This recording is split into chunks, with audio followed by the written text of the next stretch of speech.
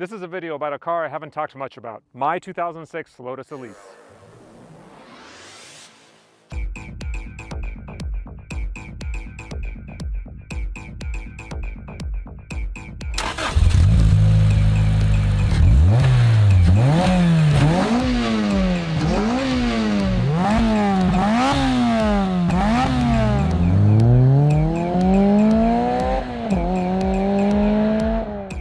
Why did I get a Lotus Elise? It wasn't because I wanted to go around breaking necks or look extra flashy.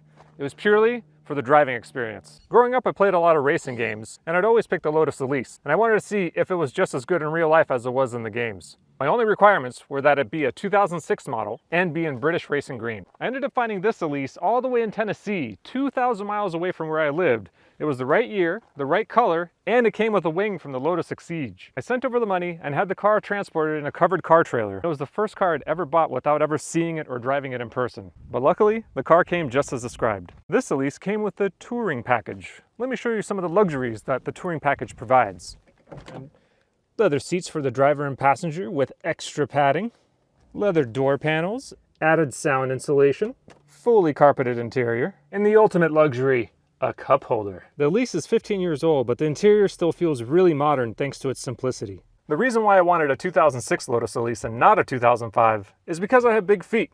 The 2005 Elises came with a really tiny pedal box where you had to have like little ballerina feet to use. The 2006 Lotus Elise had a much bigger pedal box, which was very accommodating of big feet. Also, the 2005 Elise came with bulb-style taillights, while the 2006 came with LEDs. All the 2005 guys, that's like the first thing that they switch out is switch to the LEDs because it looks so much cooler. Let's address one of the most common questions that I get. How do you fit in this little thing? Surprisingly well. The reason why it fits so well is because the engine's behind me, and the radiator in front is mounted horizontally, so there's lots of room for my legs, and I have room for my head because I'm sitting so low. Most typical cars have their bulkhead running down the middle of the car to strengthen the body, but the Lotus Elise has two aluminum bulkheads running on the outside of the body. Having two bulkheads greatly improves the stiffness. As a result, you end up sitting almost in the middle of the car, and you get to rub up against your passenger. The trunk space is also pretty decent, so long as whatever you put in there fits through the small opening. This is also where the engine is. The 1.8-liter Toyota 2ZZ makes around 200 horsepower. It's a pretty good engine that hasn't had any issues. In fact, the whole car hasn't had any issues. It's been pleasantly reliable. But anyways, let's take the car out and see how it drives.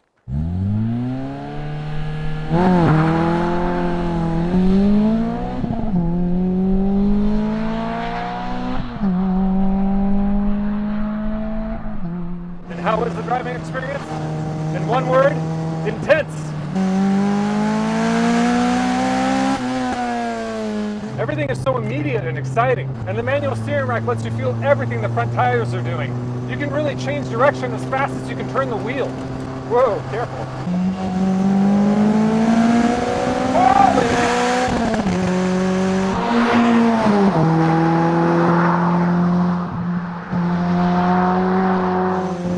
And the brakes just never fade because the car is so light.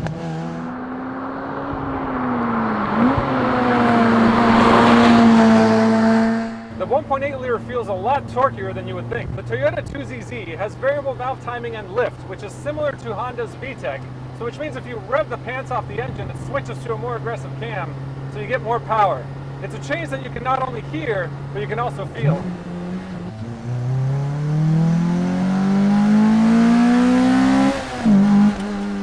Excellent.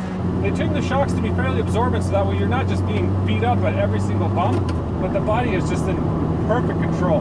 And this, with 200 horsepower, really responsive, is just beautiful.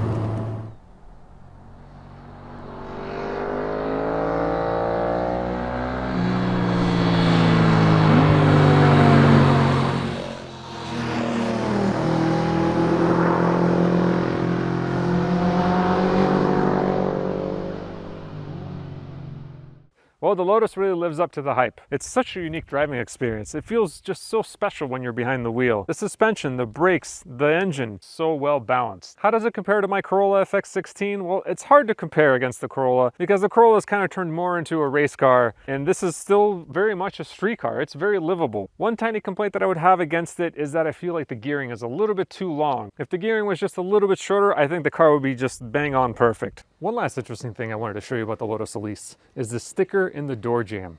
Now this car does meet all federal regulations, but when I read the sticker, it had something extra on it that I never expected to see. There are exceptions for the Safety Standard Rules 108 for lamps, reflective devices, and also Part 581 for the bumper standards.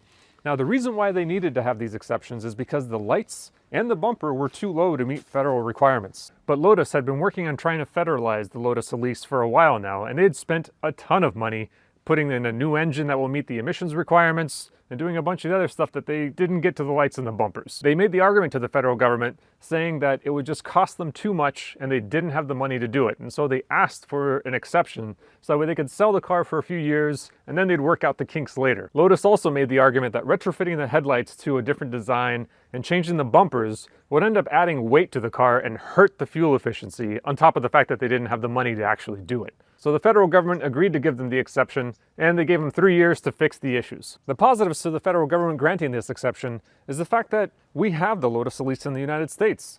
If it wasn't for that exception, it wouldn't have been possible to actually get these cars here. The other positive thing is that it ended up saving Lotus, because the sales of the Elise in the United States is what ended up bringing them back. There are, however, downsides to having a bumper this low. And that downside is that if you ever were to rear-end somebody, you don't so much as rear-end them as you go under them. Looking at the back of the truck, it looks like there's nothing there.